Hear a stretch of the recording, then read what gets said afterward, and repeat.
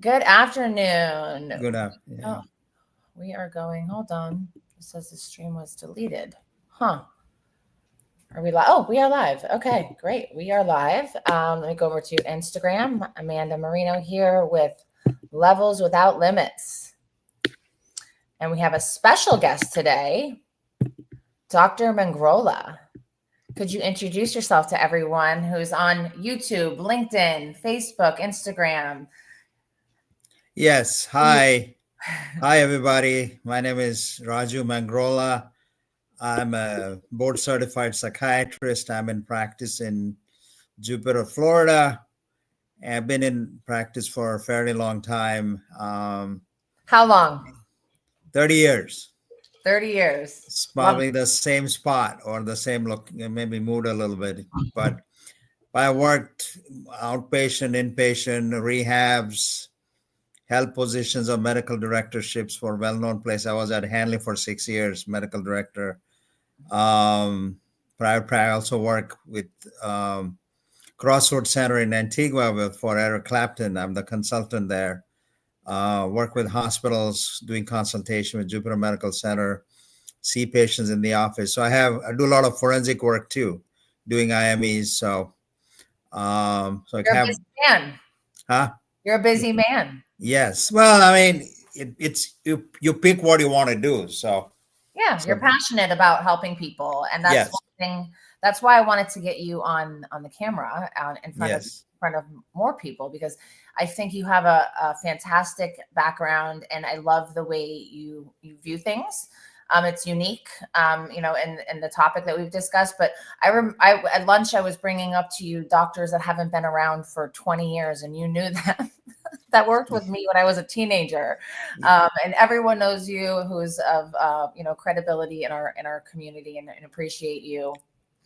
Thank you. That's very nice of you to say. So absolutely. Well, I have to give Brad Sylvain a shout out. Hi, Brad. Thank you for connecting us originally, and also other peers. So we at lunch started talking about the Baker Act. This is a topic. There are a lot of videos by different attorneys and things like that made on this. And tell me how many patients you've had Baker acted in the past 10 years.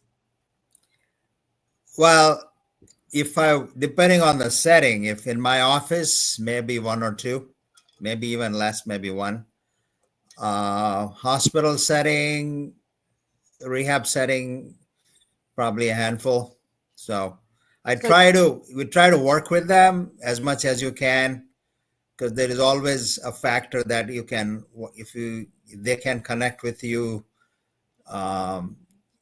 it usually works out. But then there are situations where it's very black and white that they need to be Baker acted, and you have to do it. So yes. But I just loved your take on it. It just seems, in my experience of what I've seen, it's like sometimes people are just so quick to go right there and not do steps before that. So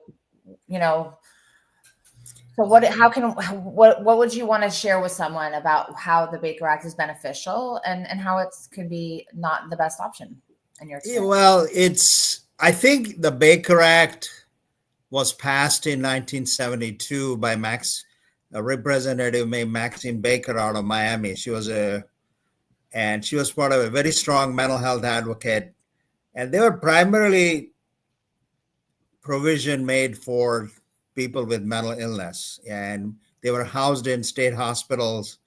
They needed they had no rights and all that. So this allowed them to have the rights and give them 3-day assessments. And so really what happened was this was more geared towards that kind of population who are at risk, psychosis, danger to themselves, others, violence, suicidality, and all, name that.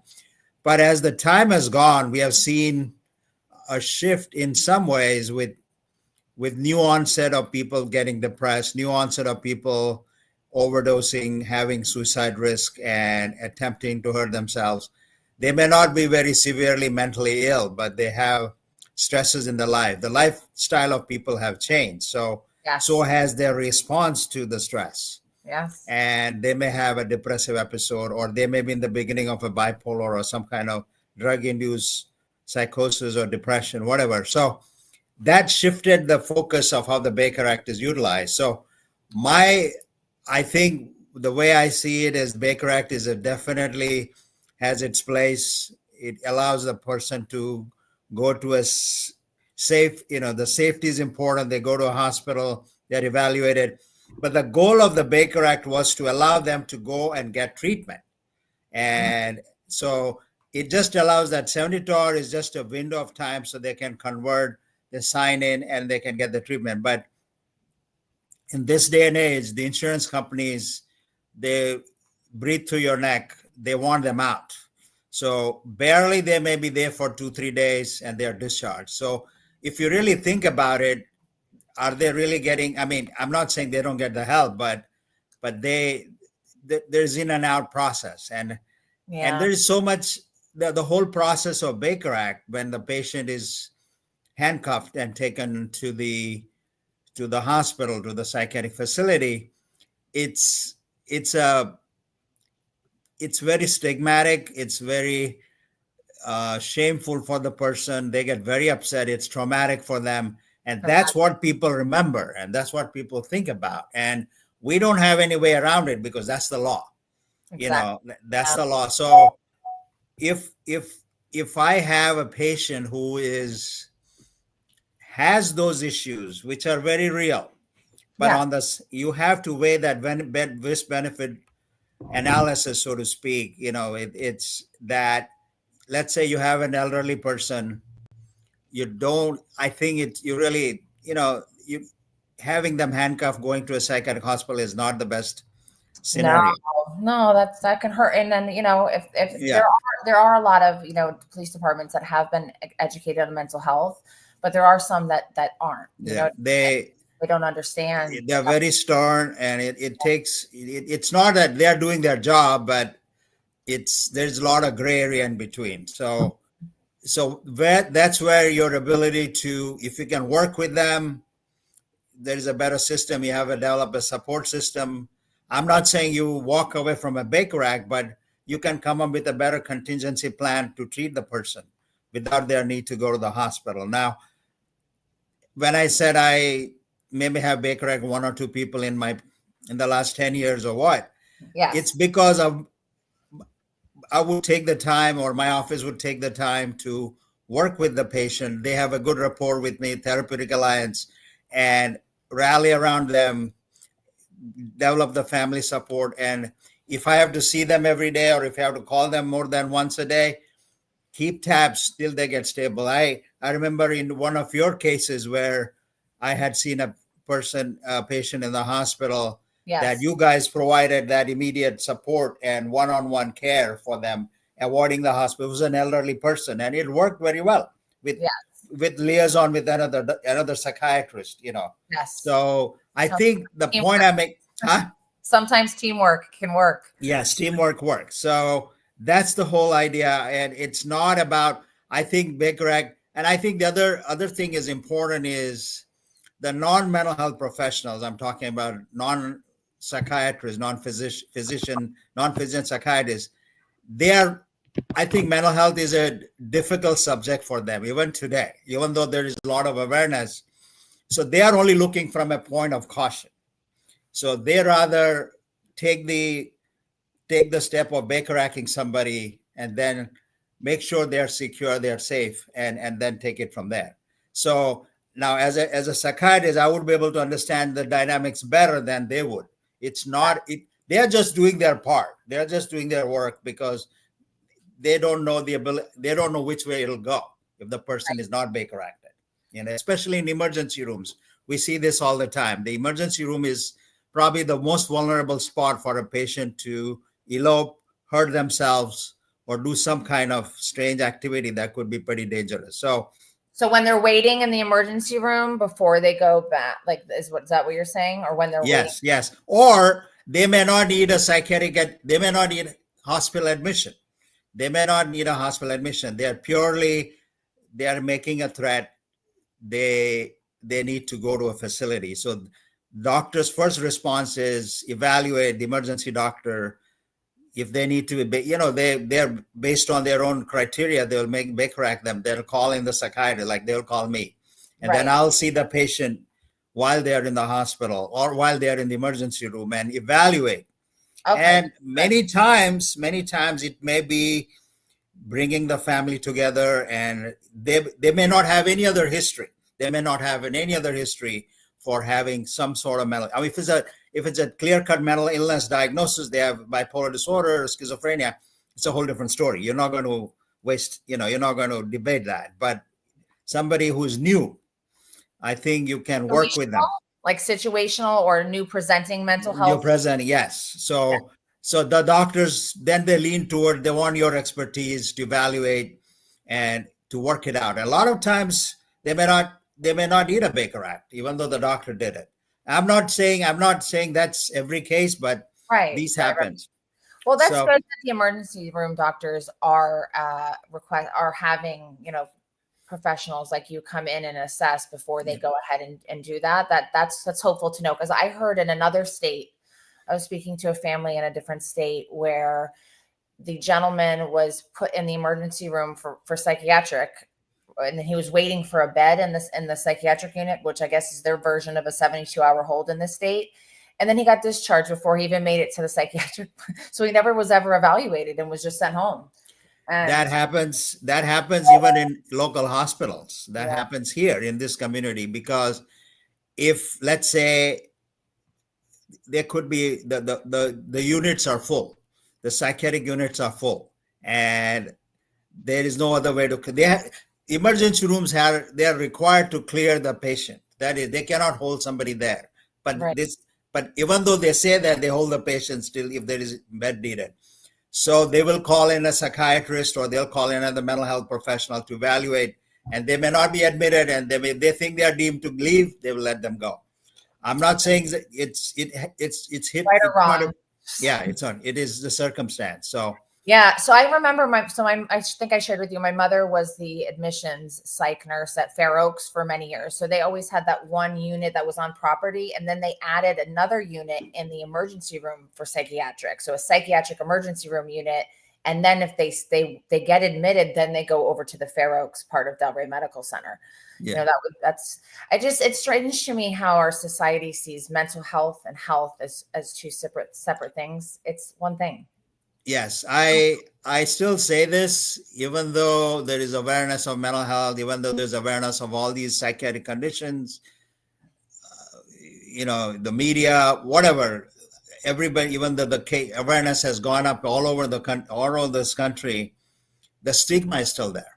Absolutely. I see the stigma still there. I see if the person looks a little odd, or they have made an attempt, or they're angry, the professional doesn't want to deal with that situation because there's nothing medical. Let's send them back to the psych unit. Now, there may not be any reason, Right. Maybe that's where somebody like me has to get involved and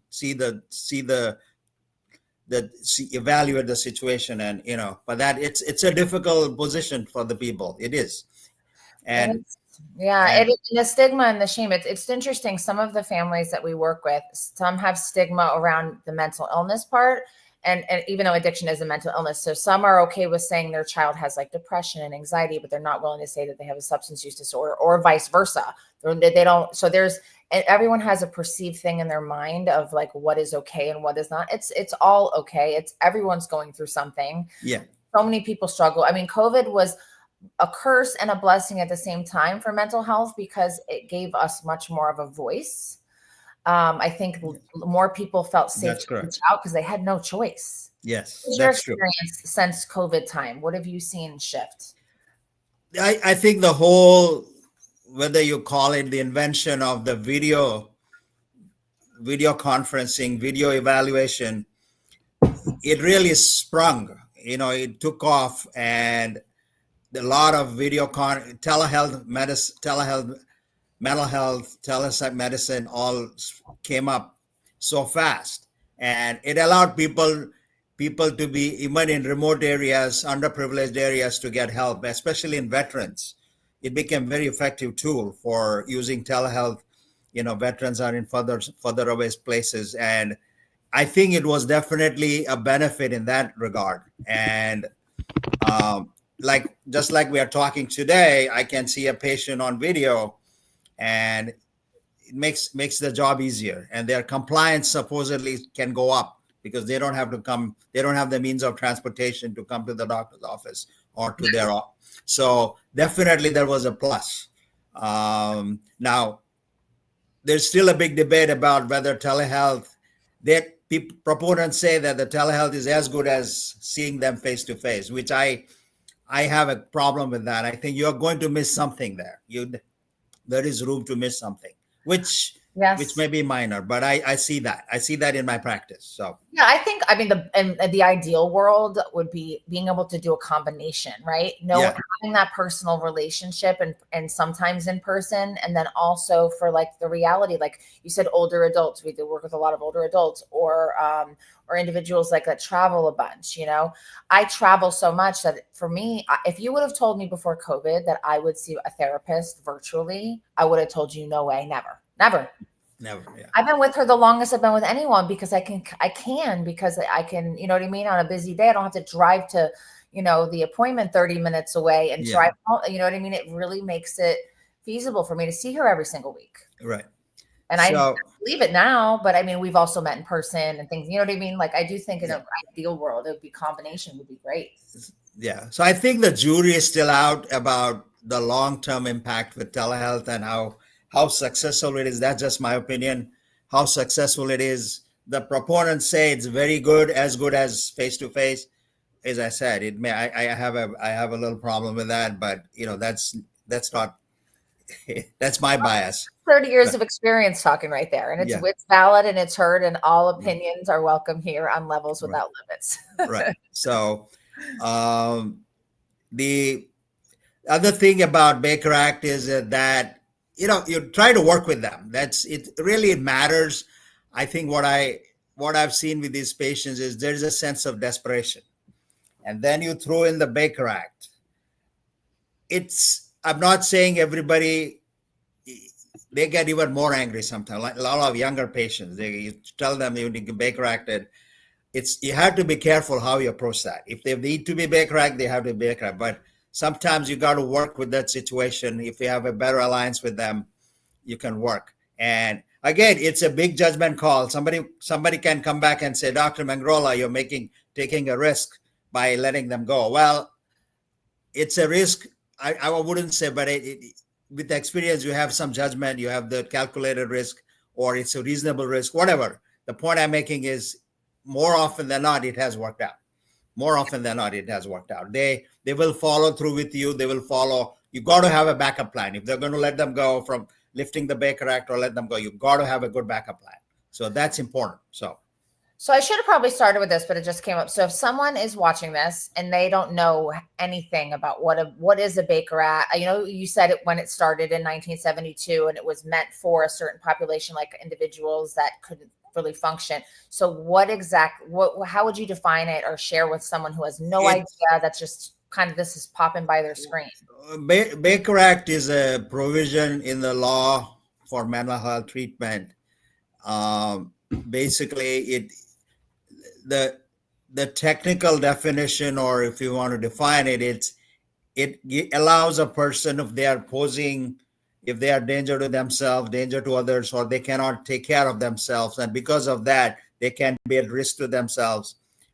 And as a provider or a police officer or whoever the provider is, a medical provider or a social worker, they have the ability to have them commit for up to 72 hours, send them to a psychiatric hospital. Mm-hmm. And this can happen in any setting. This can happen in emergency room. They can happen in nursing home. This can happen in person's home, but the police can go and they can assess the situation. All it does is it removes the person from a critical, dangerous spot to a safe spot, like a psychiatric hospital, where they have the ability, and it allows them 3 days to assess. In that 3 days, the person can consent for treatment and establish a treatment plan. And if they need more time to be treated, that's what it does. So the the other idea of the Baker Act was to preserve the patient rights. It allows their freedom is still there. Although they're confined in a hospital, they have privacy, they have access to family contact. All of that is still open. They have access to an attorney, all of that. So it's a big package, so to speak. Baker Act is not just taking them from place A to place B, but there is more to it, as far as patient rights are concerned. And that was the whole idea of putting the Baker Act in place. So a question, in an ideal, in an ideal world, someone who's presenting maybe suicidal or like a harm, you said, harm to themselves, harm to others, or presenting, not able to take care of themselves, one would, assess in a perfect world, a psychiatrist would assess and say, okay, this person, it would be good for them to be stabilized for 3 days and then reassess. And so is that kind of what it's meant to be? I mean, that's correct. That's correct. Just for everyone, that's why, because there are times in people's lives where they don't know that they need the help they need, and certain things like this can come in. I do think I'm pretty wide open on social media at this point. At 18 and 19 and 14, I think I was Baker acted. And one was behavioral, because I jumped out of the second floor window and to sneak out. So the cops took me because I was not compliant to the psych hospital, Sandy Pines, where we talked about. And then at 18, and I was terrified. I woke up and I was in a room at South County with two women one was talking to the wall and one was terrified to turn the lights off. So I was just, I was drug induced, had behavioral problems, things like that. And I can still remember very clearly, and I'm 44 now. So this is a long time ago, but it was a very traumatic experience back then. Yeah, it can be. Yeah. I mean, it definitely is somewhere I never, ever want to be again. So, right. Definitely take care of the mental health. But it's important. And we don't, let me just say, as a physician, we are so trained to be on the side of caution, which is the right thing to do. Safety is the right thing to do.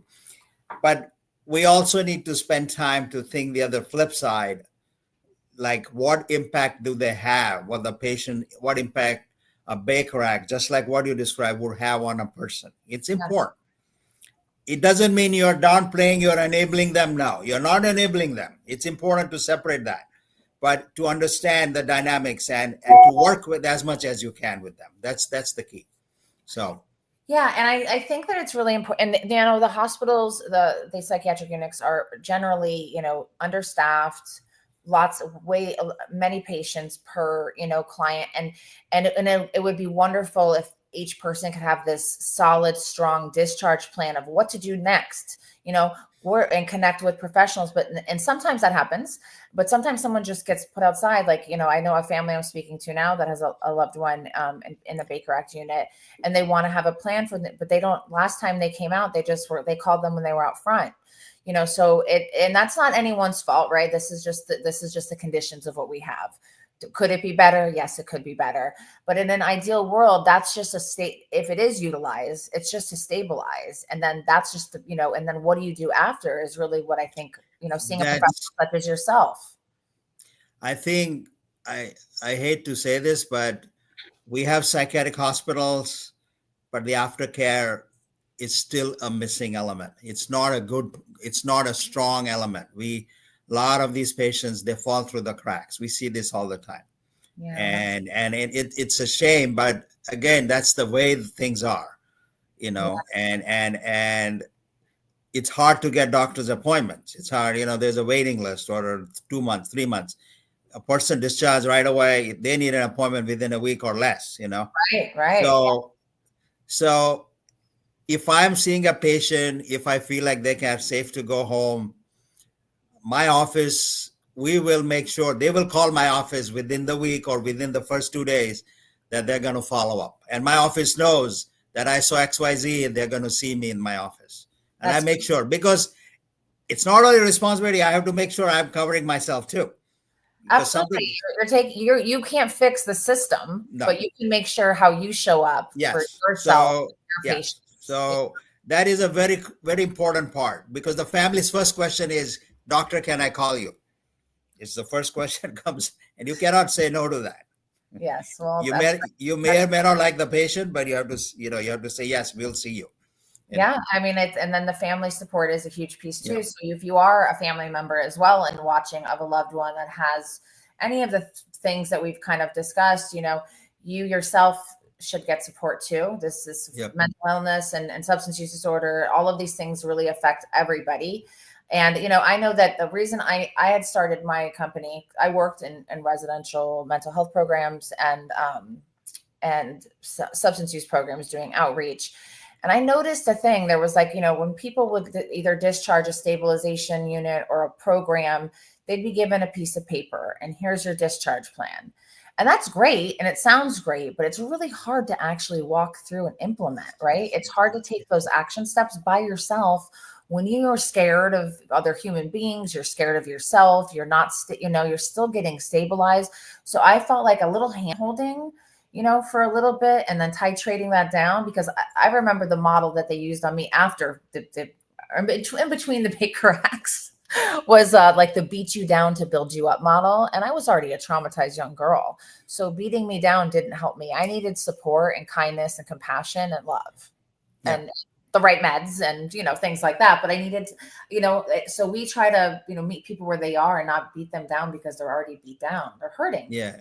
Yeah. I think that whole concept of beat them down, strip them down it's pretty controversial. It's not advisable at all. And there were programs that people still did that, but it's in this day and age, no, it's absolutely a no. So. Yeah, as an adult, when I went and toured an adolescent program that was compassionate and kind, and had the parents do work and was very I gave the autonomy to the kids, I got very emotional and I was like, God, I wish this was around when I was a teenager. This is so beautiful that things are. So there has been progress. There is progress. We still have so far to go. I'm going to speak in Dubai in December on. Oh, wow. On opening up a mental health concierge business in the pre-pandemic. So while my mom's texting me, telling me, oh my goodness, everyone's losing their jobs, everyone's struggling, myself and my former business partner, we were so busy because mental illness and substance use was insane. And my older, the people that taught me, my mentors, they couldn't travel and things like that. Yeah. I was young and healthy. And so we had to come up with all kinds of creative ways to meet people and help people in that time. It was insane. Yes. But I think, your interest in helping them is so important. Yeah. And people are afraid. People are afraid, genuinely afraid of psychiatric disorder. They're genuinely afraid of psychiatric patients. And that fear factor comes in the way of somebody trying to help them. That could be a family member, that could be a provider, or it could be somebody else. So I think it's important that that barrier has to as a physician or as a provider, somebody, a mental professional, it's my job to help them in that process. I try to do that. That's why I don't do anything without a psychiatric, psychologist, clinician involved. Because I am not that. I have a different skill set that can complement those things, but I never do anything without a clinical lens on anything I do. It's dangerous. And I will no longer do an intervention. We learn as we go. So some interventions, the family members thought that the loved one was on substances, and it wasn't that when we got there. They were in psychosis. So that is, you don't want to intervene on someone when they're in psychosis. You want to help guide. I will from afar help guide the family to reach out to their psychiatrist, figure that part out, and then let's have a conversation on what what we. You're the boss. You direct the people. Well, they direct me. I actually need to be asked. I need to be deeply managed. Ask Sarah. So we do the clinical rounds every week with our psychologist, Dr. Hutman. It happened from 11 to 12 today, but we partner with the, great professionals like you guys. But it's, I just loved hearing you say, when we were at lunch, we were just discussing the Baker Act and, the importance of it. And then when we can avoid it and when it's being misused, or maybe misunderstood. It's more out of caution and fear. I think they're probably the two main factors I see. Yeah. Yeah. Well, they would take care of a somebody dying with chest pain, they're comfortable. But if there's a patient who looks a little strange or whatever, there is a distance between the patient and the provider. It just, I don't know what, it's human emotions. Dealing with emotions is one of the hardest things for him. Even though we are the best at dealing with it, we are not the best. No, it's tough. Listen, the world we live in hits you with all kinds of things. And, so many people struggle in silence, and then they have a break, and then they can't keep it in anymore. And then there's people that have just continual, have been like over and over the same kind of scenarios, hard to find the right medications. Like, so what do you do if someone, is like medication resistant in some kind of way, like you've tried a number of things with them and they don't work. Do you believe that any of that testing works? Any of the testing for meds? You mean the medication, whether they work or not? Yeah, like, there was for a while, there was a blood test or a swab. No, it's still there. There's still a lot of it's still pretty popular. I have utilized it, but I think there was a big push.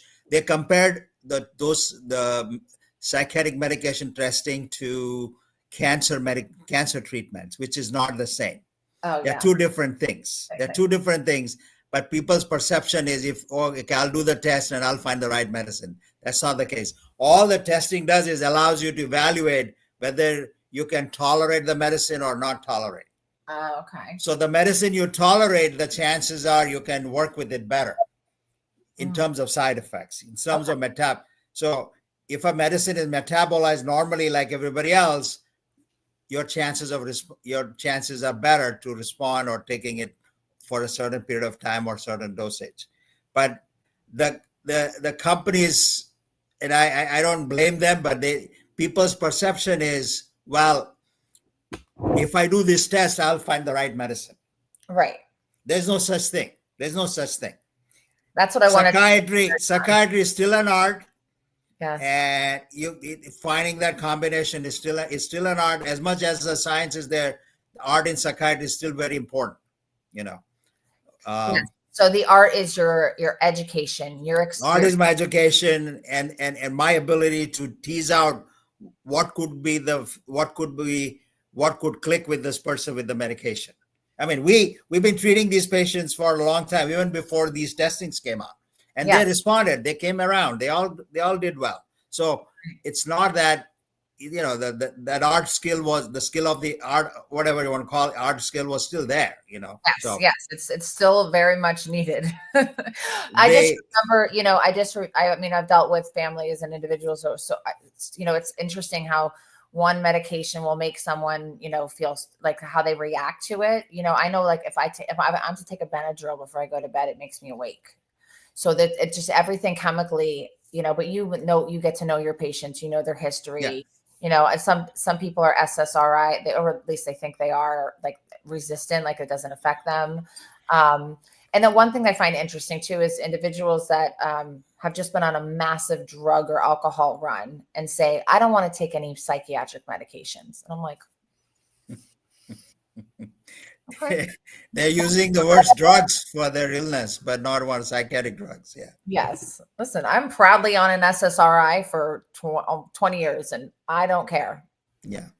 Why change it if it's not broken? Yes. Well, I mean, all the mental health conditions, substance abuse, they are chronic conditions. They are no different than high blood pressure, diabetes, arthritis, heart disease. So you need medication for long term.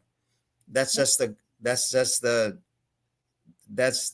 understanding, So yeah, and it's not, and it's not for my place that I'm at now. It's not a stigmatized thing for me, right? Yeah. I went through childhood trauma, ages 4 to 7. I told my first therapist at 7, was on medication first at 7. Yeah, okay.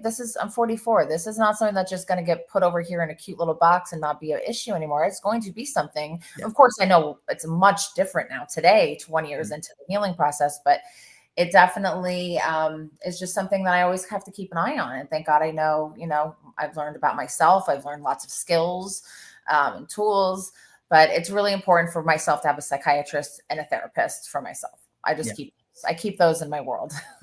Well, I mean, it's, I've used this analogy. There's not scientific, but the 30% rule, like 30% medications do their job, 30%, 40% therapy. The other 20-30% is what you do, what changes you make, to make it a whole pie, Yes. So it's going to be one or the other. You're not going to take a magic it's pill not. and your life is going to be amazing either, right? Same thing with substance abuse. Substance abuse is the same model.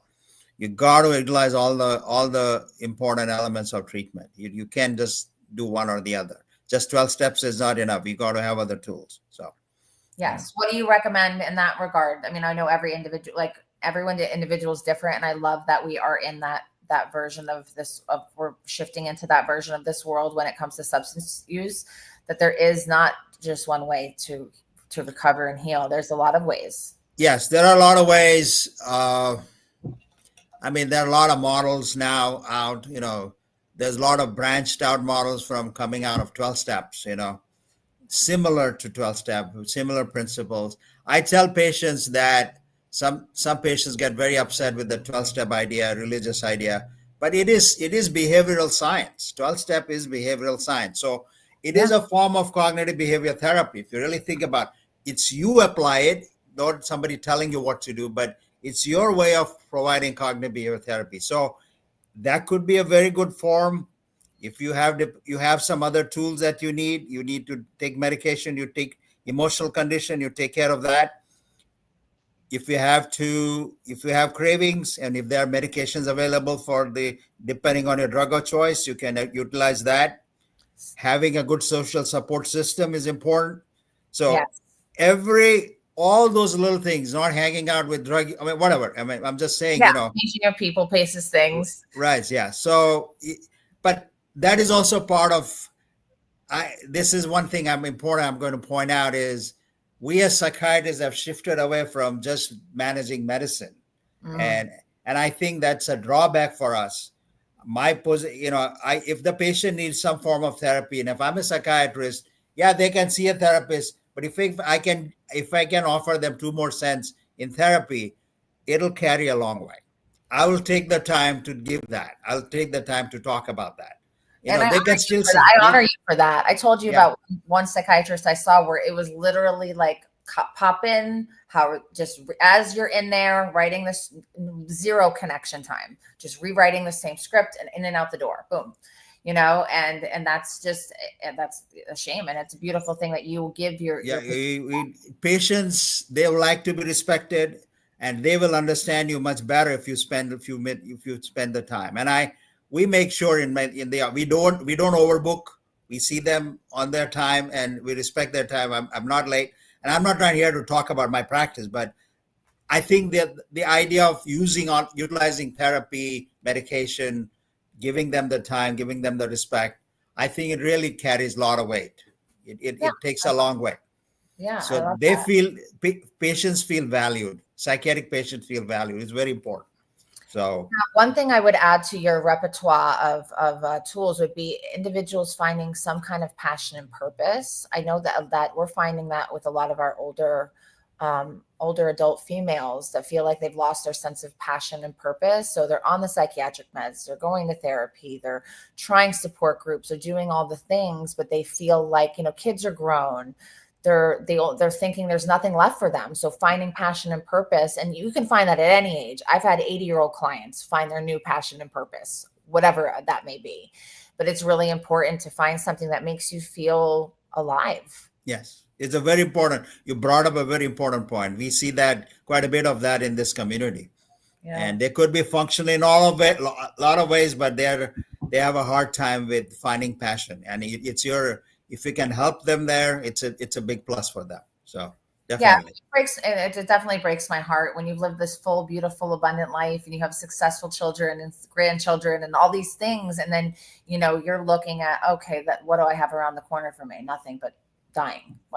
That is not, there's so much you can do anything you want at any age. And I believe that, with the right support around you, the right professionals such as Dr. Mangrola, at any age you can change your life. At any age you can find passion and purpose. If you feel like you're too mentally gone, there's hope for you. There is hope. There's hope.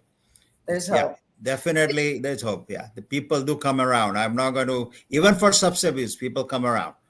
They're more, yes. You cannot just go by the statistics. No, that's. Is there one case, just not obviously not super detailed, that you would share of somebody that maybe seemed like you weren't sure how they would do, or if they were going to be okay, where they now live a good life? Yeah, I can share that. I had a person, a high functioning individual, referred to me. It's probably 6-7 years ago, and they were in their late 50s, and he had a business in somewhere else in New York. He was in finance, and he used to travel there and stay there for 3-4 days, come back. His wife didn't know what he was doing. His business was not doing well. He was with a partner. They owed debt. They owed money. They owed money to IRS. Anyway, he got so upset. He got into drugs, got into indiscretionary behavior. All kinds of. Ended up in the wrong part of the town in New York. I mean, all kinds of stuff. He exposed himself in a lot of bad ways. Yes. And 5 professionals had seen him. And then they came to me. And I saw him the first time, very angry and this, that, verbose. My first impression was, he has bipolar. Well, I was wrong. So he came back again. He was coming on a weekly basis. His wife says, I want to sit into this meeting. I said, yes, you are very important in this. Usually we don't, but in this case we did. Yeah. And she started sharing some of her concerns. And all I did was just let him talk. And there was a pattern of change that he broke down after 2 or 3 sessions. He literally broke down in my office, started crying. He says, this is the first time I was able to tell somebody that how my mom beat me when I was young. He was the only child, and she used to beat the hell out of him. The father had died when he was young, and that stayed in his mind. So his way of, if something goes wrong, he would rebel. He will just thrash everything. That's how he coped with it. It was kind of you can say it's a male borderline or whatever. You can say that. I don't think the diagnosis mattered in this case. No. But instead of being and held inside all those years. Yes. And, instead of his being bipolar, he was very depressed. He was very traumatized. He had probably had PTSD at a late age. All he did, started coming to see me. His wife was coming slowly and surely. He was drinking a lot. He stopped drinking. He started taking naltrexone. He was put on a little bit of antidepressant. He was able to join another big company, EY. EY is a big Ernst & Young. And he had a lot of skills. He was all pushed away because of his craziness. Yeah. He joined them. They hired him as a vice president. He was able to pay back all his debts, travel with his wife. His relationship with his wife got better. She never left him. That was very critical. She could have left him. Right. Guess where they are today? Living a beautiful life. Yes. He moved to Portugal, retired there, bought a place, and he's living there. And every year, twice a year, he'll send me a postcard. Oh, that's beautiful. I love that so much. And his line is, Doc, if you write my story, I want to be on the cover page.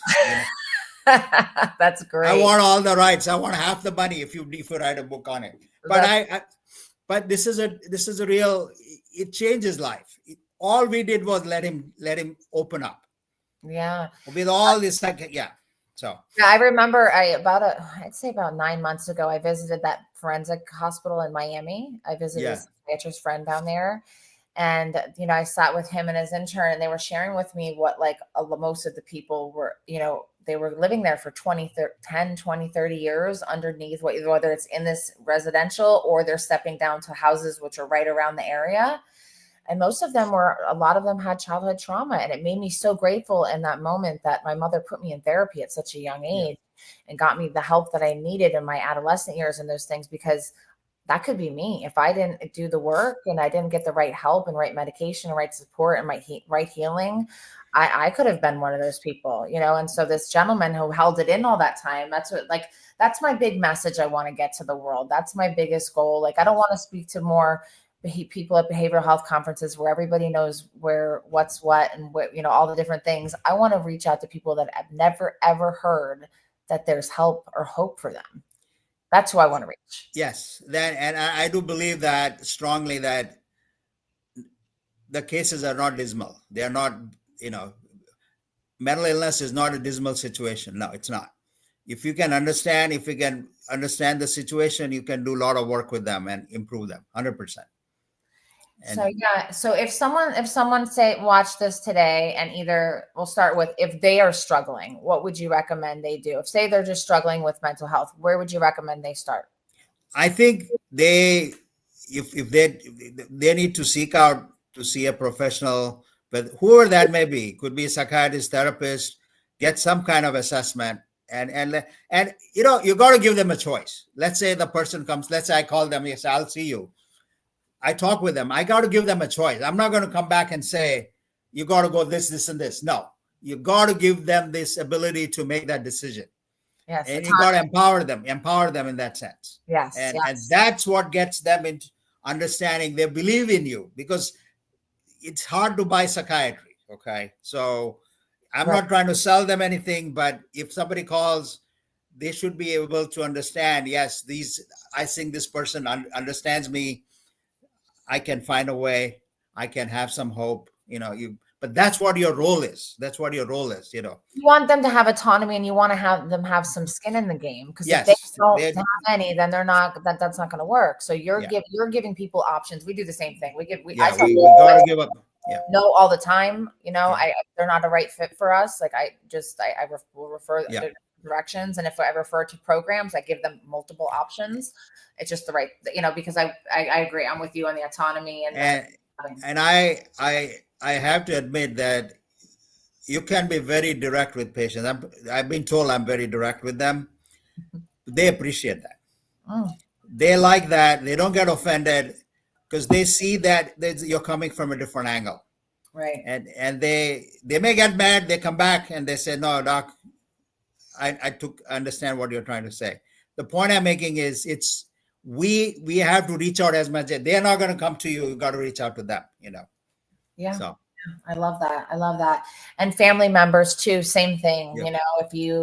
There's a lot of education on, NAMI, about different mental illnesses. There's organizations that, there's all kinds of different support groups out there for families, but, definitely reach out to a professional such as Raju Mangrola, a licensed professional, who understands mental health and mental illness.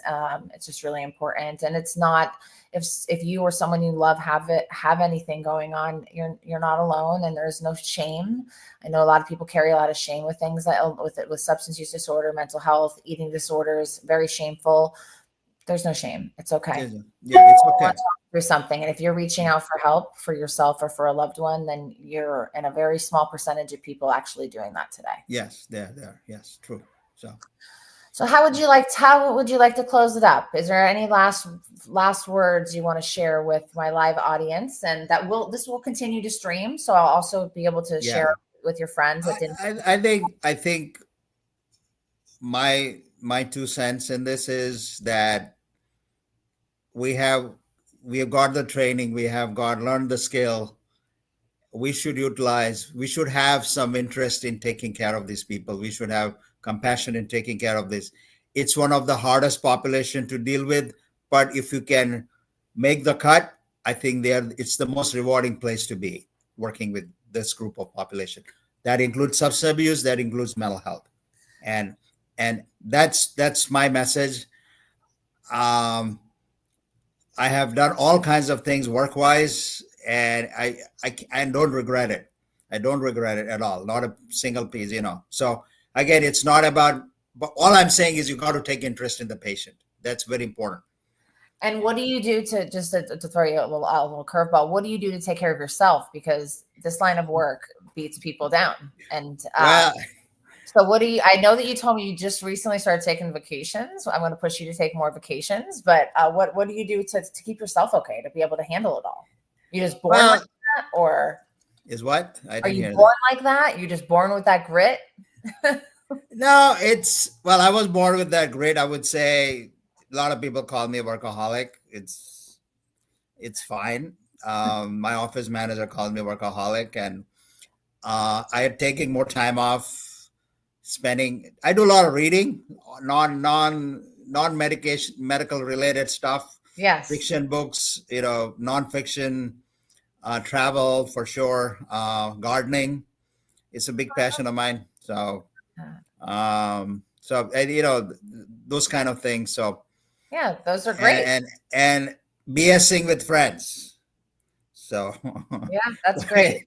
Great. Listen, we all have and I know that there's a lot of doctors in the family from what you said. Your son's. Yeah, my dad, my son, myself. Yeah. Yeah, I love that. Keeping it going. But your son's just doing pediatrics, correct? He's pediatric